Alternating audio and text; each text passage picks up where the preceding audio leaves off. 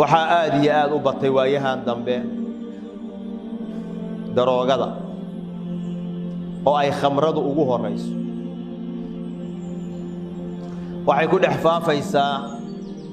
waa mujtamac muslim ah oo diin leh oo ilaahay iyo rasuul rumaysan ayaa waxaa ku dhex faafaya ku dhex baahaya daroogadii hadday tahay xashiishtii hadday tahay cirbadaha la isku durahayo hadday tahay kaniiniyaalka la cunahayo hadday tahay jaadkii hadday tahay sigaarkii iyo khamradii oo lagu gadaya meelo aad u fara badan oo aan wax qarsoodiye ahayn ee meel kasta bannaanka taalla cidda lagu beegsanayo oo lagu baabi'inayaa waa mujtamaca muslimka ah dhaqaalahoodii baa la baabi'inayaa akhlaaqdoodii baa la dilayaa dhaqankoodii wanaagsana ayaa la seejinayaa ilaahay iyo diinkiisa ayaa laga dheeraynaya dantoodii adduunyada keliya ayaa la seejinaya wax kale iska daa markaasaa qofkii daroogaysnaa wuxuu noqday qof aan aakhiro iyo adduun midna aan ku maqnayn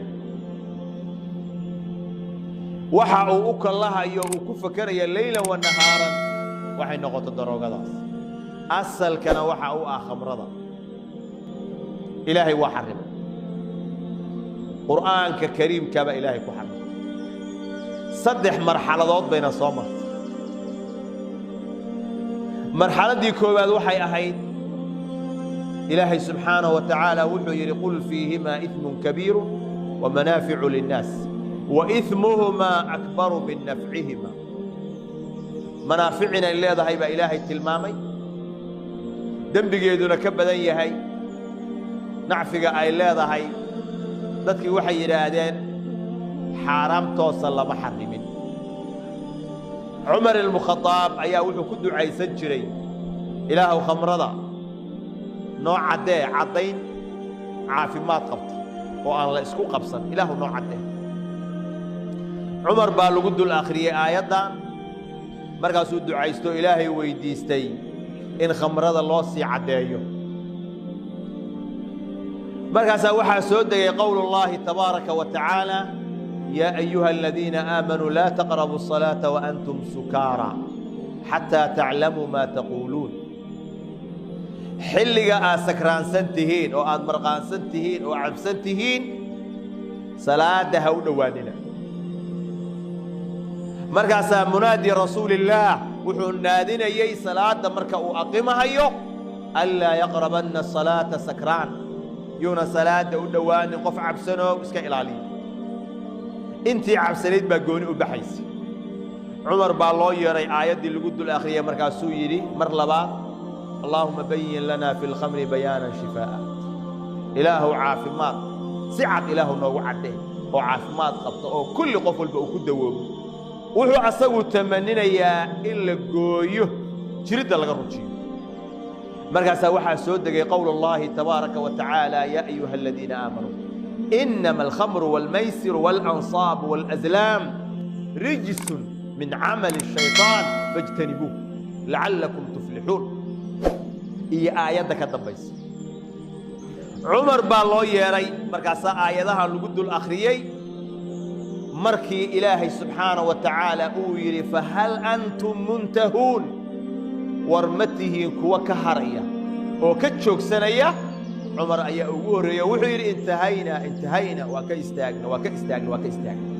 waana meesha uu tamaninayey xaaraam cad oo qadcana oo aan loo dhowaan karin waddadaa in la mariyo ilaahay wuxuu tilmaamay subxaanahu wa tacaala khamrada inay ku sugan tahay min camali shayطaan inay tahay qurunna ay tahay ilaahay baa noo sheegay nuuc kastoo loo sansameeyo waxay iskugu tegaysaa daroogo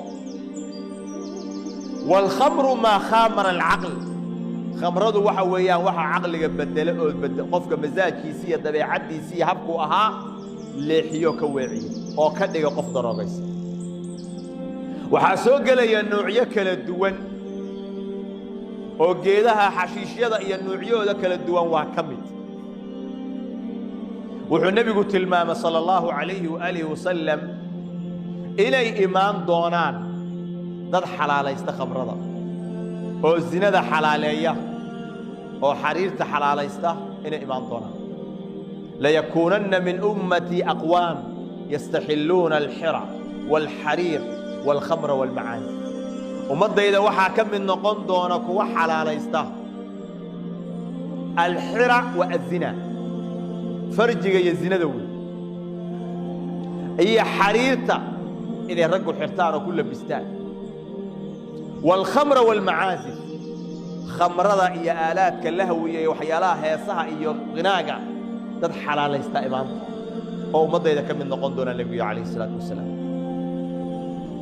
macnaheedu waxa weeyaan waxa imaanaya dad aan u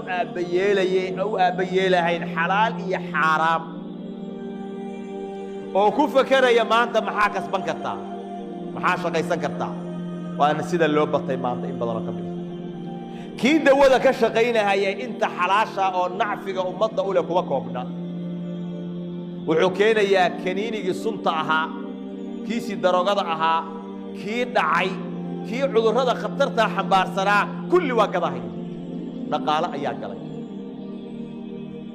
kii keenahayay waxyaalaha kale wuxuu keenahayaa khamradii nuucyadeedii kala duwan xashiishkii waxyaalaha sida toobaakadii iyo sigaarkii iyo qashinkii ah ninba meel buu ka raadinahayaa inuu dhaqaale iyo business uu ka sameeyo mar allaaliya marka lala hadlana qiil ma waayo weeyaanoo meel unbuu wax ka raadinahaya hadda jaadka miyaa jiri jiray waagii hore lama aqooni waa geed ilaahay oo baxay waxaan miyaa jiri jiray waxaan waa kaniini aayadda miyaa kaniini sheegtay khamray sheegtay mana anu khamra gada waxaas ayuu la wareegay wuxuu nabigu yiri calayhi salaatu wassalaam kullu muskirin haram wax kasta oo maandooriye waa xaraam nabi maxamed baa yiri calayhi salaatu wassalaam inna ala allahi ahdan liman yashrabu almuskir an yasqiyahu min dinati alkhabal ilaahay ballan waxa ku ah qofkii waxyaalaha maandooriyaha cabba oo aan ilaahay uga toobad keenin inuu ka waraabiyo min dinati alkhabal قالوا يا رسول الله وما طينة الخبال حيث طينة الخبال قال عرق أهل النار أو عصارة أهل النار وأهل النار كعرم كودا يدعانك كبح هيا أيا الله ورابنا يا نكي الدنيا مركو تشوغي ماندوري استعمالي وحبك الدنيا إلهي وتوبتك بل النبي وحي عليه الصلاة والسلام ثلاثة قد حرم الله عليهم الجنة إلهي صدح جنتك حد مدمن الخمر قفك خمر هذا عبء دائما هي وجوكتيسنا هي إلهي أنا قلت وبتكينا هي والعاق لوالديه قفك الذي سوى والدك عاصي النقضي والديوث الذي يقر في أهله الخبث إيا متك الديوث كأه وأهل كيسة إيا حمانت أي سمين أيان رالك كأه وأعطن كلاحي أهل كيسة أيان الغصمين أيان وحقفك الضمير كلا أسرد القاضي markaasuu sandan ka lahay waxaa ka soo hartay dad aad u fara badan maxaa iga galay dan inuusan ka lahayn wuxuu gaaray damiir xumadiisu qofka ilmihii uu dhalay oo daroogaysan gabdhihiisii oo qaaqaawan gabdhihiisii oo niman ajaanibihii ay saraxa ku hayaan inuu gurigiisa derbigiisa ayagoo la fadhiyo ugu yimaado wuxuu gaaray mas'uuliyad darro ilmihiisii iyo gabdhihiisii inuusan meelna ku sheegin ayagoo hees dhagaysanaya ayagoo jeegada xiiranahaya ayagoo daroogadii cabahaya ayagoo isdurahaya ayuu saa u dhex marahaya masaajidkana waa aadaa dukaankiisana waa aadaa dayuuth suuliyad darro cad wey wixii ilaahay raaciyey buu dayacay saddexdaasba nebigu wuxuu yidhi jannada ilaahay waa laga xarimay waa dukhuuluhaa ibtidaa'an maahan inay gaala yihiin gelitaanka ugu horreeya oo la gelahayaysa ku jirin ayagu haddayna ilahay uga toobadkeen حديث الإمام أبو داود حديث ابن عمر نبي عليه الصلاة والسلام خبر هذا واللعنة بدوش كسر لعن الله الخمر إلهي لعنة ديس خمر هذا هكون بعده وشاربها متكعبها ينا لعنة إلهي هكون بعده وساقيها midka waraabina hayana lacnada ilaahay ku dhacdo وبائعها ومبتاعها midka iibina hayay midka iibsana hayay وعاصرها ومعتصرها midka miirana haya iyo midka loo miirahayo وحاملها والمحمولة إليه midka qaadaya khamrada weelasha ay ku jirta qaadahaya iyo midka dalbaday ee loo wada xaqiisa kulligood lacnad ilaahay ku dhacdo ayaa nabiga ilaahay maxaa halka kaaga cad in la qaado in meel la geeyo asagaa dalbaday asagaa raba anuu shaqo kuma lihi ma cabbo ilmahayga uma ogoli ma ahana lacnada ilaahay baa dusha ka saar kartoon ay ku jirta hadaa qaadi hadaa midka iibiyo aad noqoto hadaa tahay midka qaadahaya hadaa tahay midka miirahaya midka waraabinahaya midka cabahaya iyo ayadoo lacnad ilaahay baa ku dhacday nabi maxamed baa lacnaday calayhi salaatu wasalaam waxaa ka mida khamrada jamiicu anwaaci almukhadiraat dhammaan waxyaalaha maandooriyaalka noocyadooda kala duwan maalinba nooc cusub baa soo baxay diwaagii hore halloween iyo afyoon iyo karooyinka kooyay la yaqaanay xashiish noocyo kale oo cusub baa soo baxay taambuu baa soo baxay xubuubtan iyo kaniinigan la cunahayaa soo baxay cirbadahan la isku durayaa soo baxay oo dhallinyaradii ubixii waddanka u soo kici lahaa oo diinkooda difaacan lahaa oo dadnimadooda ilaashan lahaa oo deegaankooda wax ka noqon lahaa halkaasay wada duran yihiin gabdhihii wiilashii heer jaamacadeed iyo heerka dugsiga sare markay marayaan baana ugu khatar badan oo ugu daran waddan wax ilaashanaya aan la arag oo dukaamo iyo meel kasta lagu gadahayo oo haddaad tiraahdo meesha lagu gado daroogada nuucaan igee 10 dukaan uu ku dulgeynayo oo maalin cad la durahayo ilmihii halkaa dariiqyada abay joogaan ayagoo isdurahay cirbadda isla dhacahay nabiga calayhi salaatu wasalaam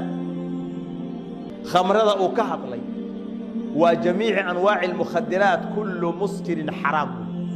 maandooriye kasta waa xaaraam waxay doonayaan inay daciifiyaan awoodda muslimiinta waxay doonayaan diinkooda inay ka dheereeyaan waa sunna loo keenay wey dadaan iimaan lahayn oo xalaal iyo xaraam midna u aabayeelahay oo aan wax dana ka lahayn bulshadaan baaba'aysa oo damiirkoodii uu dhintay oo ganacsato ah oo dugaag ah ayaa bulshadii lagu soo daayay wax allaaliya wax kasta oo lacag ka helahayo waxay doonaan ha ahaad markaasaa bulshadii oo dhan waxay noqotay bulsho subaysan oo wada daroogaysan jaamacadaha hortooda lagu gadahaya daroogada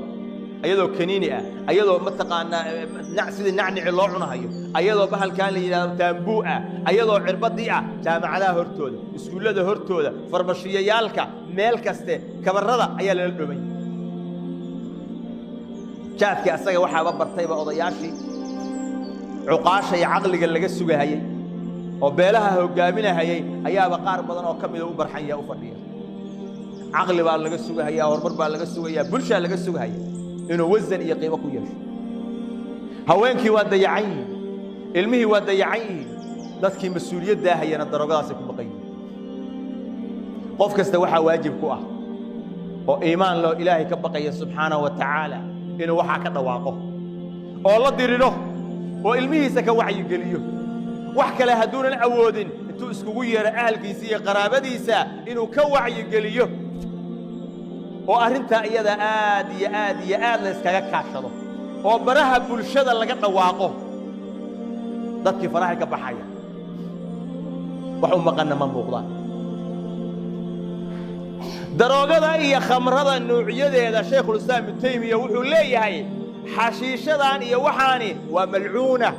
wax la lacnaday wey waana mid waajibinaysa ilaahay cuquubadiisa inay nagu dhacdo khatar cadiim ah wey